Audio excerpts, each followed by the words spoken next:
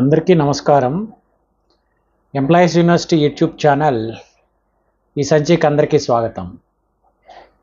ప్రభుత్వ ఉద్యోగులందరికీ కూడా, ఉద్యోగులు అంటే ఉపాధ్యాయులకు కూడా, మనం ఏ క్యాడర్లో పనిచేస్తున్నప్పటికీ కూడా సర్వీస్ రెగ్యులరైజేషన్ అనేటువంటిది చాలా ముఖ్యమైన విషయం. అందరికీ కూడా సర్వీస్ రెగ్యులరైజేషన్ గురించి అవగాహన అవసరం. ప్రతి క్యాడర్లో మనకి సర్వీస్ రెగ్యులరైజేషన్, ప్రొబేషన్ డిక్లరేషన్ అనేది చేస్తూ ఉంటారు. కాబట్టి సర్వీస్ రెగ్యులరైజేషన్ అనేటువంటిది ప్రతి ఒక్క ఉద్యోగికి కూడా అవసరమైనటువంటి విషయం. ఈ విషయాన్ని గురించి అందరికీ కూడా అవగాహన ఉండాలి. ఈ సందర్భంగా మనకి సర్వీస్ రెగ్యులరైజేషన్ అనేటువంటిది AP state and subordinate service rules 1996 రూల్స్లో ఉన్నటువంటి రూల్ 16 అనేటువంటి దాని ద్వారా ఈ సర్వీస్ రెగ్యులరైజేషన్ ఉద్యోగులకు చేయటం జరుగుతుంది.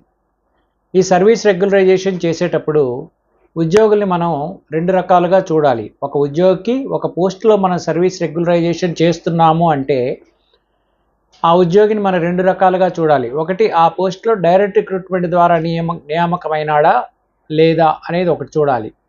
రెండవది, ఆ పోస్టులోకి ప్రమోషన్ ద్వారా నియామకమైనాడా అనేది చూడాలి. కాబట్టి డైరెక్ట్ రిక్రూట్మెంట్ ద్వారా నియామకమైన వాళ్ళు కొంతమంది ఉంటారు, ప్రమోషన్ ద్వారా నియామకమైనటువంటి వాళ్ళు కొంతమంది ఉంటారు.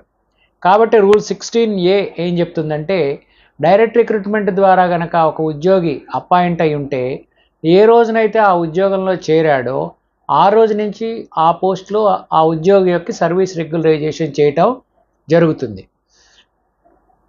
ఇది రూల్ ప్రకారం ఆ పోస్టులో నియమితమైనటువంటి వారికి ఈ రూల్ అనేటువంటిది వర్తిస్తుంది. ఏ రోజునైతే ఉద్యోగంలో చేరతారో ఆ రోజున నియమించడం జరుగుతుంది. కొంతమందికి అలా కాకుండా otherwise than in accordance with rules, అంటే ముందుగా డైరెక్ట్ రిక్రూట్మెంట్ ద్వారా కాకుండా వేరొక విధంగా టెంపరీగా అపాయింట్ చేసి తర్వాత ఆ నియామకాన్ని మరుసటి కాలంలో రెగ్యులరైజ్ చేయటం జరుగుతుంది. ఆ చేసినప్పుడు ఏ డేట్ నుంచి ఆయనకి సర్వీస్ రెగ్యులరైజ్ చేయాలి అనేది ఆ అపాయింటింగ్ అథారిటీ డిసైడ్ చేస్తారు ఆ నియమ నిబంధనలు అనుసరించి. కాబట్టి ఈ రకంగా డైరెక్ట్ రిక్రూట్మెంట్ ద్వారా వచ్చినటువంటి ఉద్యోగులకి సర్వీస్ రెగ్యులరైజేషన్ అనేటువంటిది మనం అపాయింటింగ్ అథారిటీ ఎవరైతే ఉంటారో వాళ్ళు ఆ ఉద్యోగి ఆ డైరెక్ట్ రిక్రూట్మెంట్ పోస్ట్లో ఏ రోజునైతే నియమించబడ్డాడో ఆ రోజు నుంచి సర్వీస్ రెగ్యులరైజేషన్ అనేటువంటి చేయాలి. తర్వాత రూల్ 16B ఏం చెప్తుందంటే, డైరెక్ట్ రిక్రూట్మెంట్ కాకుండా నియమితమైనటువంటి ఉద్యోగులు, అంటే ప్రమోషన్ ద్వారా కానీ లేదా అపాయింట్మెంట్ బై ట్రాన్స్ఫర్, ఒక సర్వీస్లో నుంచి మరొక సర్వీస్లోకి ప్రమోషన్ ద్వారా కానీ నియమితమైనటువంటి ఉద్యోగుల కన్నా అయినట్లయితే వాళ్ళు ఏ రోజైతే ఆ పోస్ట్లో రూల్ 10A అంటే టెంపరీ ప్రొవిజన్ కింద కాకుండా రెగ్యులర్ ప్రొవిజన్ కింద అపాయింట్ అవుతారో ఆ రోజు నుంచి మనం సర్వీస్ రెగ్యులరైజేషన్ అనేటువంటిది చేయాల్సి ఉంటుంది. ఇక్కడ మనం చూడవలసింది ఏంటంటే, ప్రమోషన్లో జాయిన్ అయినప్పుడు లేదా అపాయింట్మెంట్ బై ట్రాన్స్ఫర్ జాయిన్ అయినప్పుడు 60 డేస్ 60 రోజులు కంటిన్యూస్ సర్వీస్ అనేటువంటిది ఏ రోజు నుంచి అయితే చేస్తారో ఆ రోజు నుంచి సర్వీస్ రెగ్యులరైజేషన్ చెయ్యాలి అని చెప్తున్నారు. ఒక పోస్ట్లో మనం జాయిన్ అయిన తర్వాత 60 రోజులు కంటిన్యూస్గా పనిచేసినట్లయితే మనం ఏ రోజైతే ఆ పోస్ట్లో జాయిన్ అయ్యామో ఆ రోజు నుంచి ఈ ప్రమోషన్ ద్వారా కానీ అపాయింట్మెంట్ బై ట్రాన్స్ఫర్ ద్వారా కానీ అపాయింట్ అయినటువంటి ఉద్యోగులకి సర్వీస్ రెగ్యులరైజేషన్ అనేటువంటిది చేయాలి అని చెప్పేసి రూల్ 16B తెలియజేస్తుంది. రూల్ 16C ఏం చెప్తుందంటే, ఈ రకంగా సర్వీస్ రెగ్యులరైజేషన్ను ఎవరికైతే ఒక డేట్ ఇస్తామో ఆ తర్వాత ఆ అపాయింట్ అయినటువంటి వాళ్ళు డైరెక్ట్ రిక్రూటీస్ కనుకైతే వాళ్ళని 3 సంవత్సరాల కంటిన్యూస్ పీరియడ్లో 2 సంవత్సరాలు ప్రొబేషన్ పీరియడ్లో ఉంచాలి అని చెప్పి రూల్ 16C తెలియజేస్తూ ఉంది. అంటే ఒక ఉద్యోగి డైరెక్ట్ రిక్రూట్మెంట్ ద్వారా అపాయింట్ అయిన తర్వాత 3 సంవత్సరాల్లో 2 సంవత్సరాలు కంటిన్యూస్ ఆన్ డ్యూటీ ఉన్నట్లయితే అప్పుడు ఆయన ప్రొబేషన్ డిక్లేర్ చేయవచ్చు అని చెప్తోంది. ఉదాహరణకి ఒక ఉద్యోగి అపాయింట్ అయిన తర్వాత ఒక 2 నెలల తర్వాత ఎర్న్ లీవ్ పెట్టుకుంటే అప్పుడు డ్యూటీలో ఉన్నట్టు కాదు. ఒక నెల రోజులు ఎర్న్ లీవ్ పెట్టుకుంటే ఆ నెల రోజుల మేరకు ఆ ప్రొబేషన్ అనేటువంటిది ఎక్స్టెండ్ అవ్వటం జరుగుతుంది. ఈ మధ్యనే మనకు వచ్చిన జీవో ఏంటంటే, మహిళలకు గనక వాళ్ళు మెటర్నిటీ లీవ్ పెట్టుకున్నట్లయితే అది మెటర్నిటీ లీవ్ అయినప్పటికీ కూడా ఆ కాలాన్ని కూడా ప్రొబేషన్ పీరియడ్కి డ్యూటీగా ట్రీట్ చేస్తూ ఉత్తర్వులు ప్రభుత్వం ఇవ్వటం జరిగింది. కాబట్టి ఇలా అదర్వైజ్ దాన్ డ్యూటీ కాకుండా పెట్టుకునే సెలవుల్లో మనకి సిఎల్ మరియు మెటర్నిటీ లీవ్ ఈ రెండు కూడా ప్రొబేషన్కి కౌంట్ అవుతాయి. సిఎల్ ఎందుకు కౌంట్ అవుతుందంటే ఎఫ్ఆర్ 9 ప్రకారం సిఎల్ అనేది డ్యూటీ పీరియడ్గా ట్రీట్ చేయడం జరుగుతుంది. కాబట్టి సిఎల్ పెట్టుకున్నప్పుడు మాత్రం ప్రొబేషన్ ఎక్స్టెండ్ కాదు.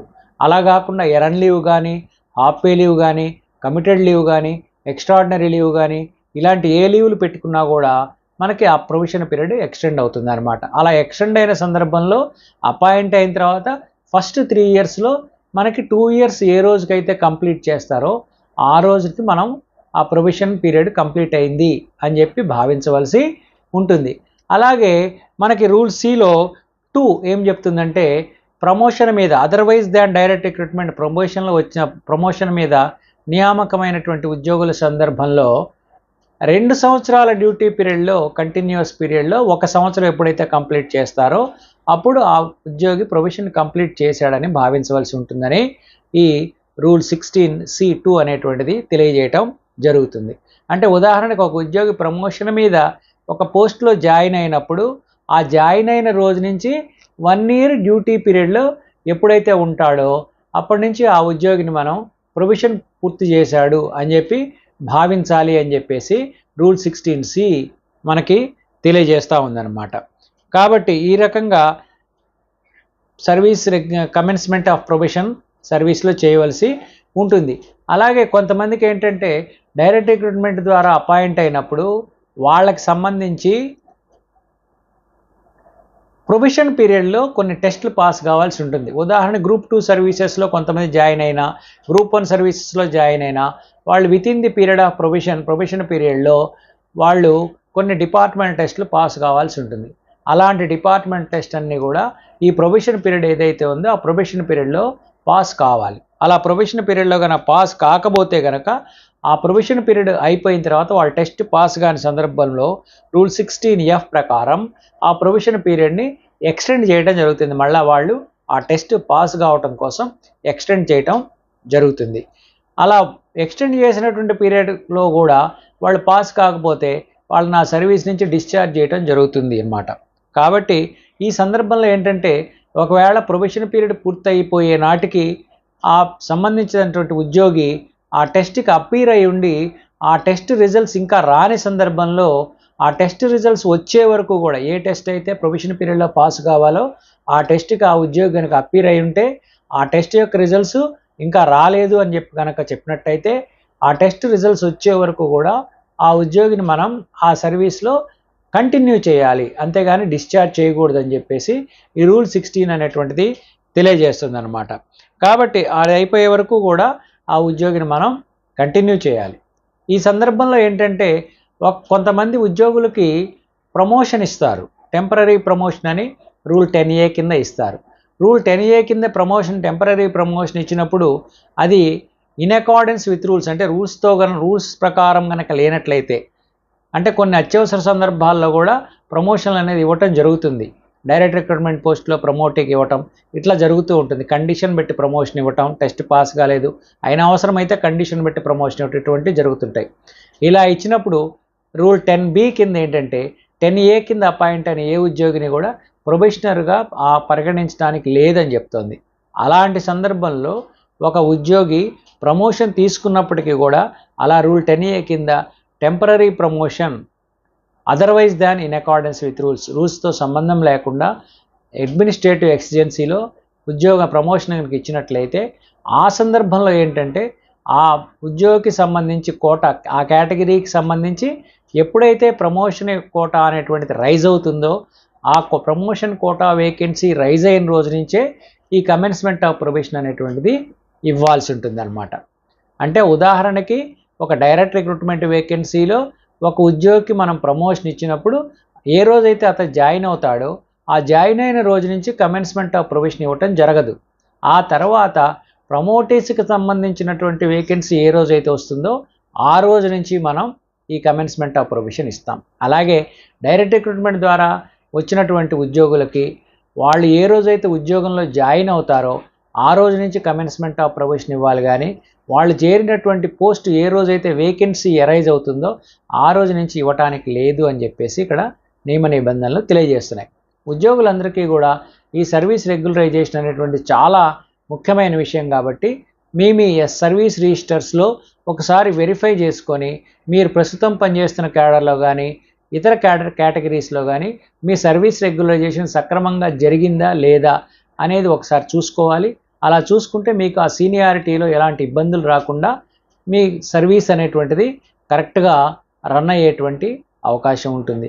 కాబట్టి ఉద్యోగులకు ఎంతో అవసరమైనటువంటి సర్వీస్ రెగ్యులరైజేషన్ సంబంధించి ఈ వీడియో మీకు నచ్చినట్టయితే మీరు లైక్ చేయండి, అలాగే మీ ఫ్రెండ్స్కి షేర్ చేయండి. ఇప్పటివరకు ఈ ఛానల్కి సబ్స్క్రైబ్ చేసుకోకపోతే సబ్స్క్రైబ్ చేసుకోండి. సర్వే జన సుజనా భవంతు, సర్వే సుజనా సుఖినో భవంతు.